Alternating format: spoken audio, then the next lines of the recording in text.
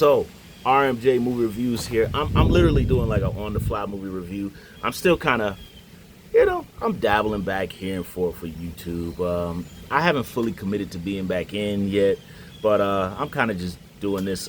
So I'm gonna do a on the fly movie review of Masters of the Universe. I'm doing this like pretty ghetto fab because I'm like doing it like on the side of the house.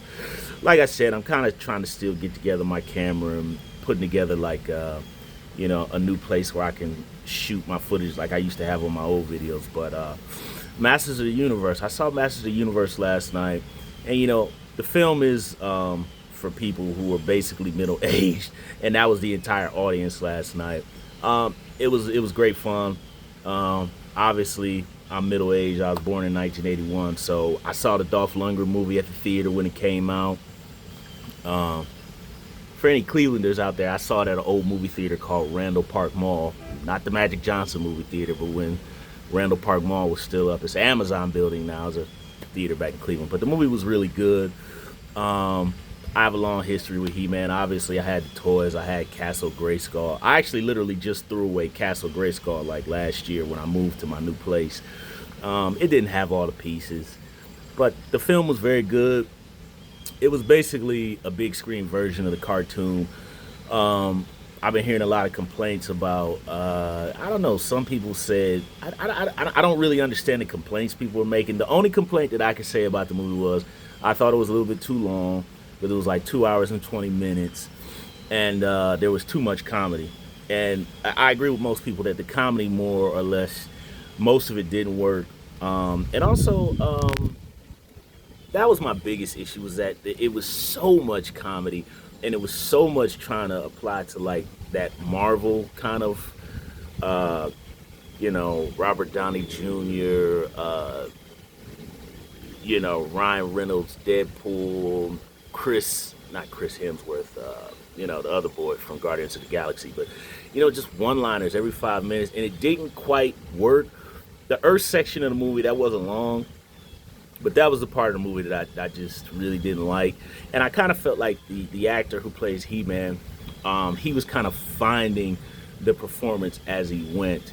I felt in the first half of the movie, I wasn't really digging the Earth stuff, but once it switched to Eternia, it became the movie that all us middle-aged men wanted back in the 80s with the Dolph Lundgren movie, because we all remember that was the biggest complaint. But it was just too long and too much comedy. But basically, it was a big screen version of the cartoon from back in the 80s. It even had musical cues that obviously went to it, and it was fun. It was really a fun time. It had a good mix of practical effects, kind of like it was really essentially an 80s movie made for now. The director really did a really good job, just like he did with Bumblebee. And it was a good mix, like I said, the practical creature effects. And there's some homages to the 1987 Dolph Lundgren movie, which I appreciated, because people really knocked that movie. But I liked it at the time when I was a kid, regardless of all the complaints. And you get to see Cringer and Battle Cat. Oh my God, he was so cute. Nobody said that reason. I'm sorry, I'm not trying to sound soft, man, but oh man, Cringer was so cute. He was so cute. He was so cute. I was like, oh, he's adorable, and like, man, when he said, "I have the power," it was awesome, man. It was awesome. And like people have said before, they use classical musical cues. Of course, they make a reference to Highlander, and there's many other references in the films to other things. But it was really a lot of fun, and the action I thought was exciting. Jared Leto was awesome. Frank Langella was awesome in the original movie. People complain about dude not being big enough as He-Man. He looked exactly how he was supposed to. And once the movie got completely into Eternia, it was just fun. I really enjoyed it. And as far as people talking about, it's woke and it has this, and that, I just don't care anymore. I'm kind of sick of this whole argument about woke this, woke that. Who cares? Quite frankly, I'm tired of hearing it from reviewers, and I'm tired of hearing it from the filmmakers. Shut up and just make a fun movie. I don't give a damn about toxic masculinity. Men should act like men. meaning you don't be a punk. You stand up, you handle your business. It's okay to cry. It's okay to feel. It's okay to be vulnerable.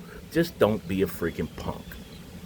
So I'm tired of hearing about this toxic masculinity stuff. I'm tired of when they try to get us boys to act like we're not men. We're meant to be men and be strong. Period. So shut up, enjoy the movie. It's what we wanted. Solid 9.5. I enjoyed it. I mean, to see Trapjaw in real time on screen was actually very surreal watching the movie. Like I was kind of just sitting there like, what the hell? This is actually, and to see Castle Grayskull. I mean, not the '87 version, but I mean, and then I'm not even gonna talk about the after credit sequences. We all probably know what they are, but they delivered on what they were. I didn't stay for the third one because I know it was about 1 o'clock in the morning, and you know we were getting tired, so we left. But it was a good time, man. Look, if y'all just want to go and see the cartoon on the big screen, go see it. Anyway, that's my review for Master of the Universe. I'm done.